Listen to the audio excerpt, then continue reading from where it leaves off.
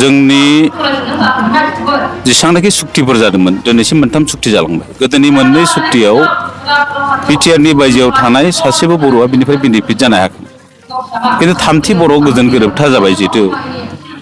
BTR सुक्ति बे सुक्तिनिफ्राय जोंना बिटिसिनि बायजोआव थानाय फ्राय 10 लाख बर'फोरनिबो जिथु राजखान्थि मोनथाय रांखान्थि भाबै जौगानायनि जिथु मोनथाय मोनबाय सोलोंथाइ भाबै जों माबा मोनसे जानो हासिगोन जा मोनसे आसा फारिबाय खिन्थु बे स्टेट एक्टनि आन्दाराव जिहेतु मोनसे काउन्सिल मोनबाय जों आरो बे जोंनि काउन्सिला ओरैबायदि गुबुन थाखानाय 10था अट'नमास काउन्सिल दं स्टेट एक्टनि आन्दाराव बे 10था अट'नमास काउन्सिलनि जिथु मडेलिटि बिनि आलादा जोंना साफ्रोमबो बर'फ्रा बे काउन्सिलाव थानो मोनगोन जोंनाव डमिनेटेड होननाय सोदोब गैया जोंना जाहैबाय इनहेबिटेड गतिके जों आसा खालामो जोंनि जिथु बर' कसारि वेलफेयार अट'नमास काउन्सिल जोंनि बयनिबो नाजानायाव थामथि बर' गोजोन गोरोबथानि गेजेरजों जाना फैबाय बे काउन्सिलनि थ्रुयै जों स्टेप बाय स्टेप जोङो डेभेलपमेन्टखौ लाबोनो हागोन दिनै गोदान अबस्थायाव दं खोब प्रिलिमिनारि अबस्थायाव बे प्रिलिमिनारि अबस्थायाव दंब्लाबो जोंनि बे काउन्सिलनि जेब्लाक मावथि बिथांमोन दं दा मोनफ्रोमबो जिल्लायाव 22टा जिल्ला दं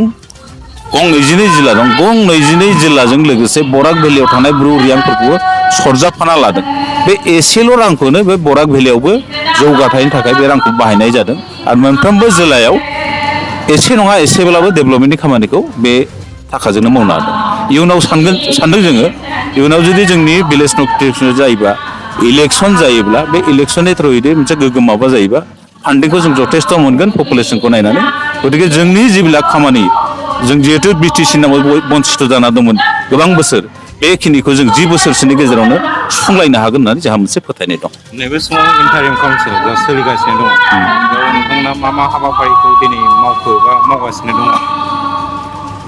जिहेतु इन्टारिम काउन्सिल बे इन्टारिम काउन्सिला जिहेतु गभर्नमेन्टआ बानायना होनाय 14 जन दङ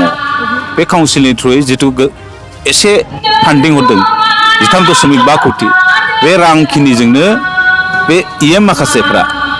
आसामनि गोबां जायगायाव खामानि मावदों आरो बिथांमोना नाजागासिनो दङ आरो जोंबो खौसेथि बर' सुबुं आफादाबो नाजाफागासिनो दङ काउन्सिलनि जितु हेडक्वार्टारनि नटिफिकेसनखौ जाहोनो थाखाय जों नाजागासिनो दं गामिफोरखौ सोसननानै समष्टि दानाय खामानिखौ जों सरकारखौ दानो थाखाय नाजागासिनो दं मावहोनो थाखाय आरो बेखौ इलेक्सन फाथिनानै मोनसे गोग्गोम मोनसे काउन्सिल दाफुंनायाव मदद होनो थाखाय खौसेथि बर' सुबुं आफादा नाजाफागासिनो दं आरो बे नोंथाङा सरकारि साख्रि नागिरदोंना नोंथांनि थाखाय मोनसे गोजोनथाव खौरां नोंथांनि थाखाय दं एडुकेट पइन्ट जेराव नोंथाङा सोलोंथाइ लानायनि गेजेरजों सरकारि साख्रिनि गुबुन गुबुन रोखोमनि गोब्राब आनजादफोरखौ उथ्रिसारनो हागोन आरो गावनि आथिङाव गसंथानो हागोन बे एडुकेट पइन्टआव नोंथांमोना SSC bank PO bank clerk bank SO UPSC FSC defence railway state insurance AAO ADO एसिस्टेन्टजों लोगोसे स्टेट लेभेल जब आरो माखासे सरकारि साख्रिनि आनजादाव गोनांथि जानाय आयदाफोराव सोलोंथाइ लानो हागोन मख'नो गोनांदि बे सोलोंसालियाव साख्रिनिल' नङा बेयाव MBA आरो सैनिक स्कुल बायदियाव एडमिशननि थाखाय एन्ट्रेन्स होनो थाखायबो सोलोंथाइ लानो हागोन बे सोलोंसालियाव गाहाम थाखो खथानि सुबिदा दं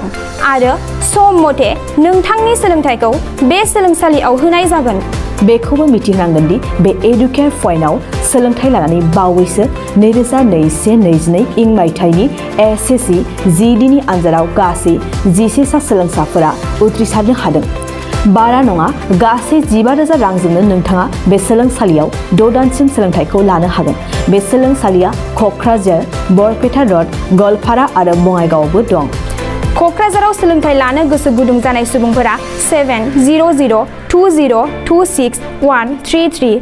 9101 536360 70020261133 9101536360